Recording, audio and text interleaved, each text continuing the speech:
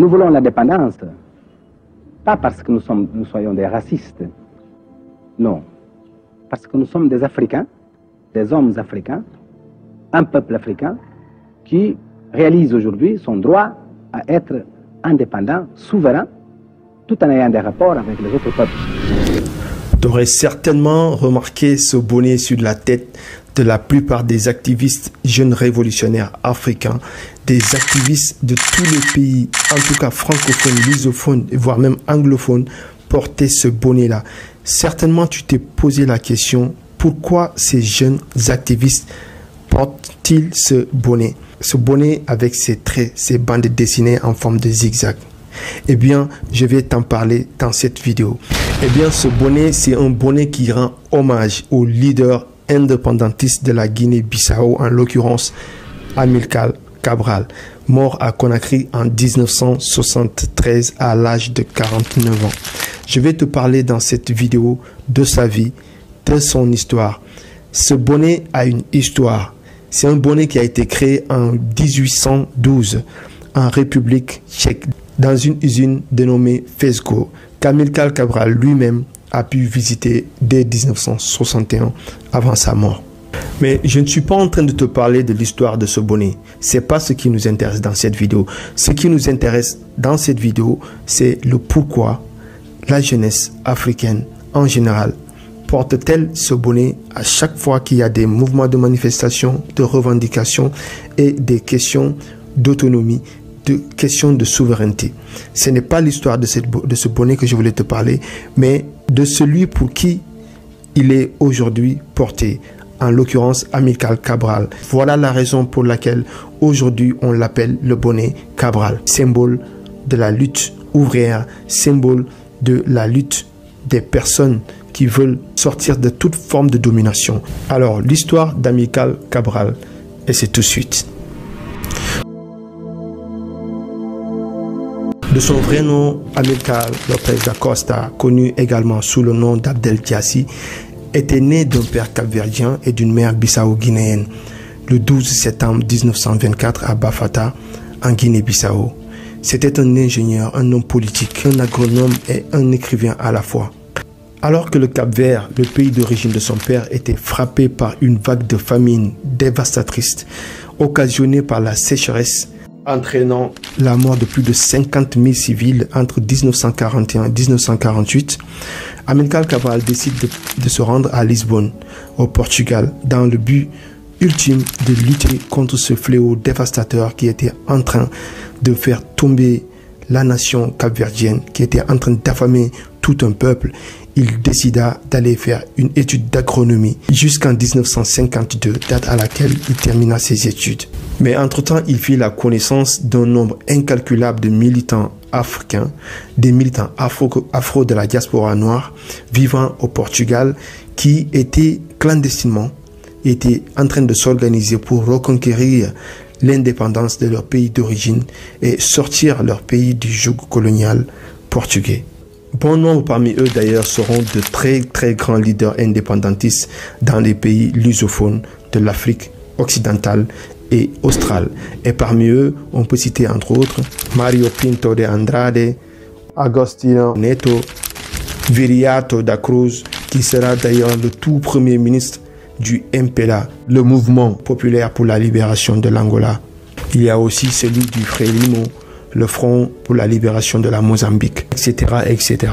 Alors tous ces mouvements seront créés clandestinement et seront appuyés par le mouvement communiste portugais de l'époque, qui était en conflit réel avec le régime de Salazar, en publiant de nombreux ouvrages de critiques appelant parfois au boycott et au renversement même du régime de Salazar. Alors, une fois son diplôme en poche, il rentre en Guinée-Bissau. Arrivé en Guinée-Bissau, il parcourt le pays pendant 2 ans, au cours desquels il essaye de faire des recensements en matière agricole pour essayer de développer une activité relative à son diplôme d'agronome. Donc, à partir de 1954, ayant acquis une certaine maturité pour avoir rentré en contact avec les militants indépendantistes à Lisbonne, il va créer une organisation politique sous couvert d'activités culturelles pour ne pas trop attirer l'attention du système colonial. Il sera par la suite démasqué et expulsé du pays par les forces impérialistes. Entre 1954 et 1958, sous couvert des entreprises pour lesquelles il travaillait au Cap-Vert, sous la bannière donc de ces entreprises-là, il va en profiter pour aller faire plusieurs visites en Angola et rencontrer d'autres responsables politiques, d'autres leaders indépendantistes pour essayer tant bien que mal de se renseigner comment par la suite il va essayer d'implanter sa petite organisation. Donc là, il va se baser, étant fonctionnaire, travaillant dans des entreprises donc autonomes, dans des entreprises implantées au Cap-Vert, il va en profiter largement pour effectuer de nombreux voyages entre le Cap-Vert et l'Angola. Tirant parti donc de toutes ces expériences qu'il a eu à acquérir après sa formation, son retour en Guinée-Bissau, son expulsion et son retour au Cap-Vert, le travail dynamique qu'il va effectuer avec les nombreux voyages aussi, il va essayer de se cultiver davantage et comprendre que l'objectif avec le système colonial, c'était de rester toujours dans un système de division pour opposer les communautés, diviser les communautés pour pouvoir continuer à assujettir les populations africaines. Donc il va s'intéresser à la négritude, il va s'intéresser au marxisme pour comprendre que la seule issue, c'est de sensibiliser les populations locales, de sensibiliser les populations pour pouvoir raffermir les liens entre les populations, pour pouvoir, parce qu'il se projette justement dans la création de mouvements, donc il fallait passer par cette étape d'unification en sensibilisant les populations vers l'unité pour pouvoir mettre en place ces projets d'avenir. À partir de 1956, les autorités coloniales donc lui accordèrent le droit de séjour, le retour donc en Guinée-Bissau, à condition qu'il ne dépasse pas 1 an. C'est dans ces circonstances-là qu'il va essayer de créer clandestinement avec son frère, son demi-frère, donc lui Cabral, qui sera d'ailleurs le futur président, le futur premier président de la République de la Guinée-Bissau. Ils vont ensemble avec Abilio Duarte, le futur président de l'Assemblée nationale, et Élisée Turpin, vont ensemble, tous les quatre, vont créer le PAIGC, Parti africain pour l'indépendance de la Guinée-Bissau et les îles du Cap-Vert. Donc à partir de 1961, il va se rendre au Caire, en Égypte, pour assister, en fait, pour prendre part à la troisième conférence internationale des peuples africains qui sont décidés justement à prendre leur indépendance. Vous savez que l'Algérie et l'Égypte étaient des lieux de rencontre de la plupart des nationalistes, des anti-impérialistes. Vous vous rappelez même que Fidel Castro, Ernesto Che Guevara, ils sont tous partis en Algérie, même Malcolm X, si vous vous rappelez bien. Donc c'était en fait l'Algérie et l'Égypte étaient en fait des lieux de rencontre pour la plupart des anti-impérialistes pour pouvoir essayer de débattre sur les questions d'autonomie, les questions de souveraineté concernant le continent africain.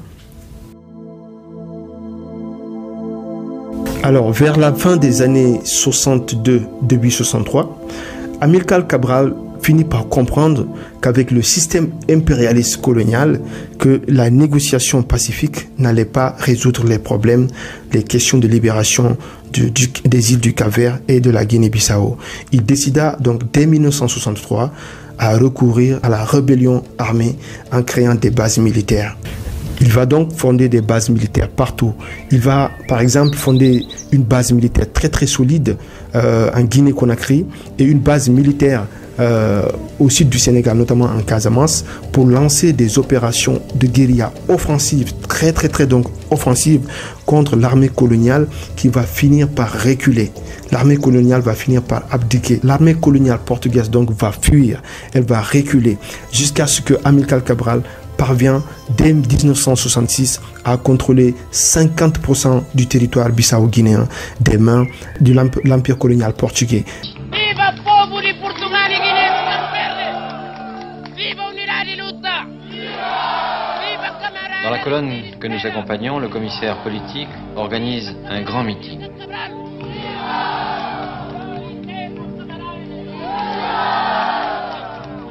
Avec des mots simples, il dit des choses telles que l'indépendance est pour demain, l'armée portugaise va partir, Vous aidez la guérilla depuis 10 ans, encore un peu de patience. À l'heure actuelle, le PAIGC contrôle et administre 50% de la population et les Portugais 50%. La guérilla tient la brousse, les Portugais sont dans les villes. À partir de 1958, la lutte va s'intensifier.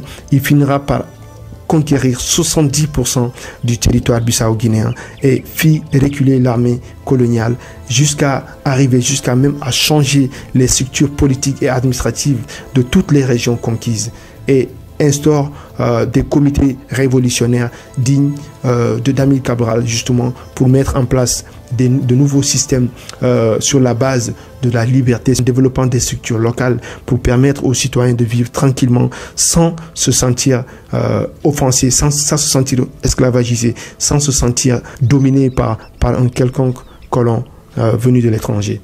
Attendant la reprise des négociations, une situation de ni paix ni guerre prévaut en Guinée-Bissau.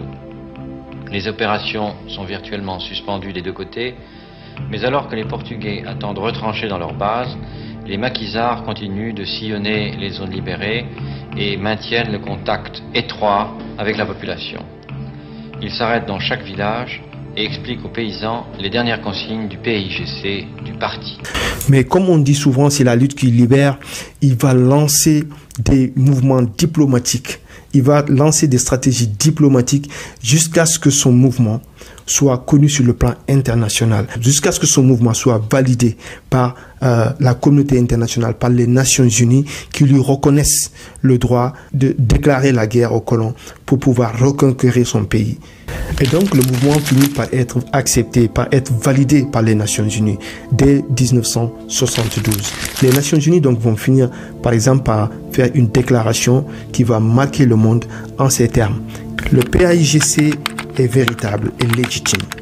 Nous encourageons la lutte car elle est représentative des aspirations des peuples de la Guinée-Bissau et des îles du Cap-Vert. Fin de citation. Ainsi, Amilcar Cabral va recevoir le soutien de tous les leaders indépendantistes d'Afrique. Tous les leaders indépendantistes d'Afrique de l'époque. Il sera par exemple soutenu par la Guinée qui va lui apporter un soutien logistique en lui fournissant des armes et en lui ouvrant les frontières. Il va négocier de nombreux prisonniers portugais qui seront capturés par les soldats de son mouvement du PAIGC et qui seront détenus à Conakry et à l'intérieur du pays, notamment à Mamou, l'une des villes guinéennes qu'on appelle généralement la ville Carrefour. On se rappelle également de la mise en détention du fils du maire de Lisbonne, qui était un ancien commando parachutiste qui a été capturé parmi les assaillants qui ont essayé de faire la guerre à l'armée du PAIGC, qui sera capturé et détenu à Conakry. Mais malheureusement, le 20 janvier 1973, Amilcar Cabral sera assassiné à Conakry, d'après certains historiens, par une section de sa branche armée du PAIGC qui était à Conakry. Les informations qui en découlent sont très confuses parce que les conditions de l'assassinat du leader bissau-guinéen n'ont pas été élucidées de façon transparente. Très sincèrement, les circonstances de son assassinat restent un mystère. Certains affirment l'idée selon laquelle les complices venaient de l'intérieur de son parti et qui ont été corrompus par le système impérialiste basé à Lisbonne, qui ont tiré sur la ficelle pour utiliser ses bras droits pour l'assassiner. Certaines sources accusent Sékou Touré d'avoir été l'un des cerveaux de cet assassinat. C'est à vérifier. Beaucoup de mystères, beaucoup d'informations ont coulé suite à la mort du leader du PAIGC à Conakry. Mais ce qui reste sûr et certain, c'est qu'il a été assassiné sur le sol guinéen. Mais les noms des véritables commanditaires n'ont jusqu'à présent pas été cités parce que Lisbonne, le Portugal, n'a pas voulu déclassifier le dossier concernant l'assassinat d'Amilcar Cabral.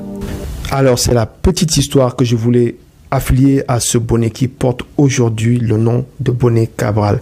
Si la prochaine fois tu vois quelqu'un porter ce bonnet lors d'un mouvement de manifestation, de contestation, de toutes sortes de revendications, dis-toi c'est pour rendre hommage à Amilcar Cabral, le leader de l'indépendance de la Guinée-Bissau et les îles du Cap-Vert, qui malheureusement n'a pas pu avoir la chance d'assister à l'indépendance de son pays.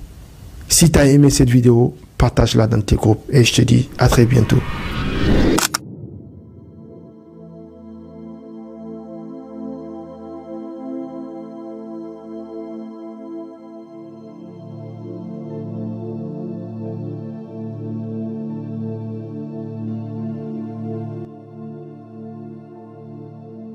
Bonjour Ana Maria Cabral. Bonjour. Ce 20 janvier 1973, vous êtes à Conakry avec votre mari Amilcar Cabral. Quel souvenir gardez-vous de cette journée avant les événements tragiques de la nuit? Il avait déjà reçu plusieurs renseignements des services d'espionnage de divers pays amis de l'époque. C'est moi qui n'étais au courant de rien. Mais j'ai vu qu'il était très soucieux ce jour-là. Il était très inquiet. Après, il y avait une réception, si je ne me trompe pas, à l'ambassade de Pologne. Il n'était pas franchement du genre à fréquenter souvent les réceptions, mais là, il m'a dit « Exceptionnellement, allons-y, d'autant plus qu'on n'a jamais reçu d'aide de la part de la Pologne. Allons-y donc pour leur rappeler que nous avons également besoin de leur solidarité. » Donc on y est allé et je me suis rendu compte qu'il ne voulait plus en partir, comme si il avait le pressentiment que c'était le dernier jour de sa vie. Il parlait à absolument tout le monde, des ambassadeurs, d'autres diplomates, et ne montrait aucune envie d'en partir. Est-il vrai que vous aviez souhaité emporter par sécurité un pistolet pour aller à cette réception à l'ambassade de Pologne, mais que Amilcar Cabral vous en avait empêché? Oui, c'est vrai, j'avais voulu emporter un pistolet, mais il n'a pas permis qu'on le prenne, parce que j'avais bien compris que quelque chose se passait. Je ne savais pas ce qu'il en était, je n'avais pas les informations, mais il n'a pas autorisé que l'on prenne le pistolet et il n'a pas non plus accepté d'agent de sécurité avec nous. On y est donc allés tous les deux, seuls, sans pistolet ni aucune sécurité. Après la réception, on est donc revenu à la maison qui était attenante au secrétariat du PAIGC et là, on a vu que la maison était assiégée de partout. Qu'est-il arrivé à votre retour? Qu'avez-vous vu? Il a compris que la maison était assiégée. Moi, je m'étais dit que c'était des agents habituels de sécurité, mais ce n'était pas ça. Ils se sont approchés de lui, ils ont voulu le ligoter. J'ai appris ensuite seulement que l'accord qu'ils avaient avec Spinola, c'était de livrer les principaux dirigeants du PAIGC, qu'il y aurait des vedettes portugaises au large de Conakry pour les emmener ensuite vers Bissau pour être remises à Spinola. Ils ont voulu attacher Cabral. Il leur a dit « Non, ne me ligotez pas ». Ils ont commencé à discuter. S'il y a des problèmes, il leur a dit « Allons nous asseoir au secrétariat et parlons-en ». Mais me ligoter, il n'en est pas question. On ne va pas commettre la même erreur que les colonialistes. À un moment, il a dit « Autant être tué plutôt que de me faire ligoter ». Et voilà, Innocencio Cani a saisi l'occasion et a tout de suite fait feu contre Amilcar.